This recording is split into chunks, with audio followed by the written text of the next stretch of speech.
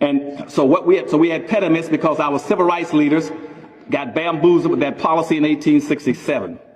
Then by 1968, it came up again. President Nixon then when he got elected to office, he got a letter from Daniel Moynihan saying, I got a way to shut down the black civil rights movement in the country and shut down the black power movement. He said, what you do, you take the focus in public policy off of black folk and never put it back again. You place it on minority women and immigrants. And so at that point, I was opposed to that, but that's what they did.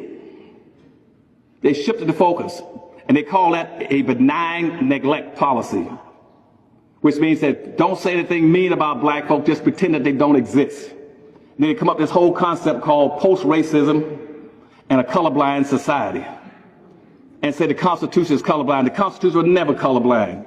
The Constitution is always very specific, saying you all are going to be slaves, and you all can be owners. The Constitution was never colorblind. And the American dream, what you hear about all the time, was based on anybody coming from Europe. They were advertising all over Europe. Come to America, and we give you free land and free labor. And they set up a franchising system to make sure anybody came to America and get free land and free labor. Black folk, again, were not in the system. They were underneath the system. They never got the free land. They never got free labor. They were the labor force. And so by 1960, when Moynihan's memo went out, blacks were an obsolete, abandoned labor class.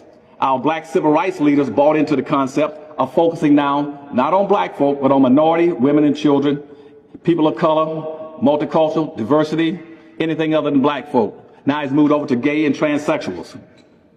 Now I have the dubious honor again. I wrote the first affirmative action plan in the United States. I wrote that in 1970. I wrote it for the state of Florida, approved by Governor Askew and the state cabinet. I didn't write the affirmative action program for everybody. And if I were a white male right now, I'll be mad as hell, because the affirmative action plan was not written for everybody. It was written for black people. It was written for a very specific reason.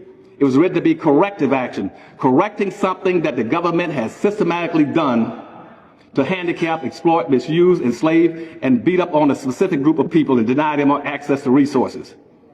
But the Moynihan memo, with a lot of our civil rights leaders supporting it, switched it away from black folk and switched it to everybody can now be called a minority, and everybody entitled to the same benefits. If you're an immigrant that ran across the border last night, you're entitled to the benefits. That's not what it was designed for.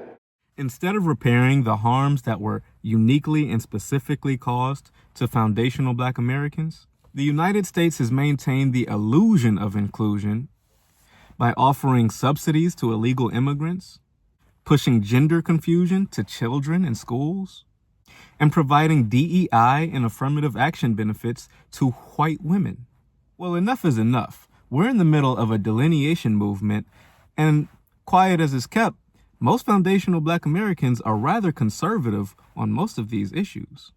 We are fighting for reparations for our specific and unique lineage, and these distractions and competing priorities no longer deserve our support. For he who has an ear to hear, let him hear.